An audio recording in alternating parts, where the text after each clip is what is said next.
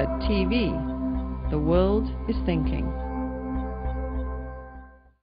What happened at 9/11 is we didn't have a strategy, we didn't have bipartisan agreement, we didn't have American understanding of it, and we had instead a policy coup in this country. A coup.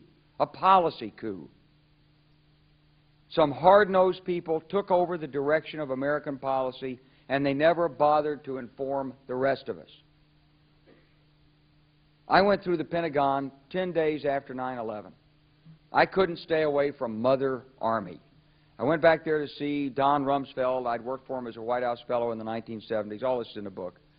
And I said, am I doing okay on CNN? He said, yeah, fine. He said, I'm thinking about it. He says, I read your book, and he said, this is a book that talks about the Kosovo campaign. And he said, I just want to tell you, he said, nobody's going to tell us where or when we can bomb. Nobody.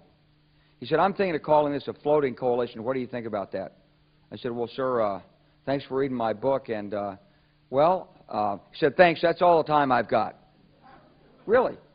And I went downstairs. I was leaving the Pentagon, and an officer from the Joint Staff called me into his office and said, I want you to know, he said, sir, we're going to attack Iraq. And I said, why?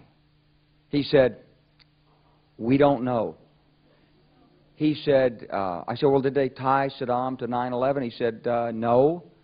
He said, but I guess they don't know what to do about terrorism, and so they think, but they can attack states, and they want to look strong, and so I guess they think if they take down a state, it will intimidate the terrorists. And, you know, it's like that old saying, he said, if the only tool you have is a hammer, then every problem has to be a nail. Well, I walked out of there pretty upset, and then we attacked Afghanistan. I was pretty happy about that. We should have. And then I came back to the Pentagon about 6 weeks later. I saw the same officer. I said, why haven't we attacked Iraq? We still going to attack Iraq? He said, oh, sir. He says, it's worse than that. He said, he pulled up a piece of paper off his desk. He said, I just got this memo from the Secretary of Defense's office that says we're going to attack and destroy the governments in 7 countries in 5 years. We're going to start with Iraq, and then we're going to move to Syria, Lebanon, Libya, Somalia, Sudan, and Iran. I said, 7 countries in 5 years. I said, is that a classified memo? He said, yes, sir.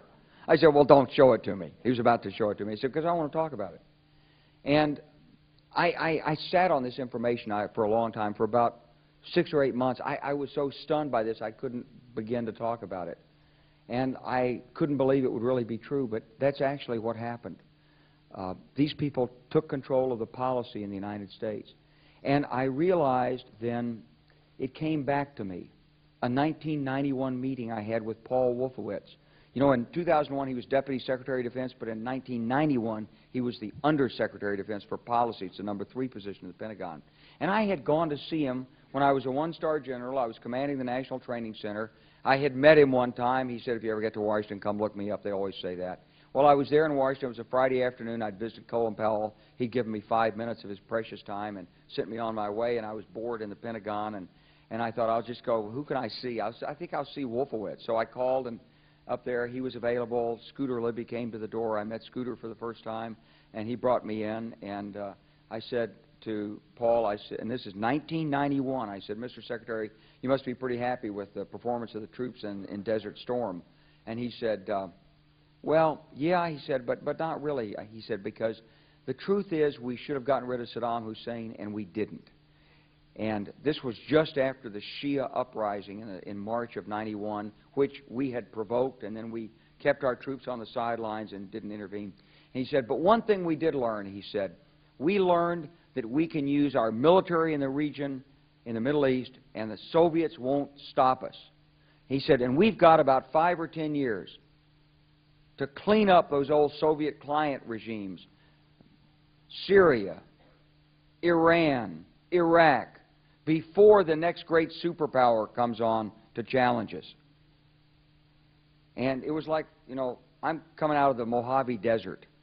I've been training troops. I haven't been thinking geostrategy for some time. And suddenly a guy just sort of shoves this nugget at you. Well, you remember it. It was a pretty stunning thing. You mean the purpose of the military is to start wars and change governments. It's not to sort of deter conflict. We're going to invade countries, and you know, my mind was spinning. And I put that aside. It was like a nugget that you hold on to. This country was taken over by a group of people with a policy coup. Wolfowitz and Cheney and Rumsfeld, and you could name a half dozen other collaborators from the Project for a New American Century. They wanted us to destabilize the Middle East, turn it upside down, make it under our control. It went back to those comments in 1991. Now, did anybody ever tell you that? Was there a national dialogue on this?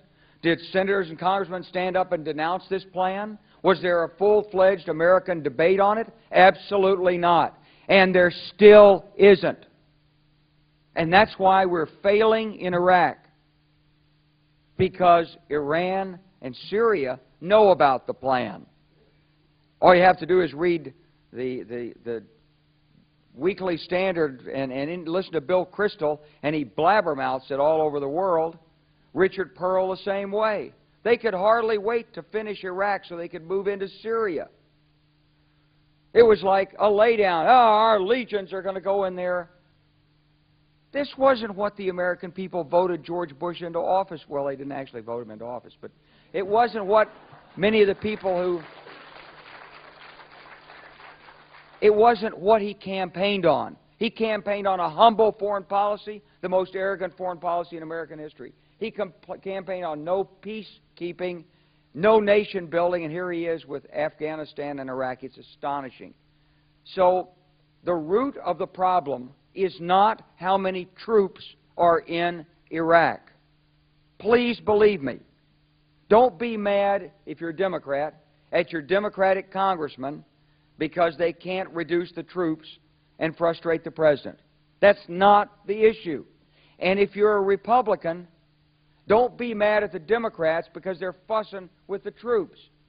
Whether you're a Democrat or a Republican, if you're an American, you ought to be concerned about the strategy of the United States in this region.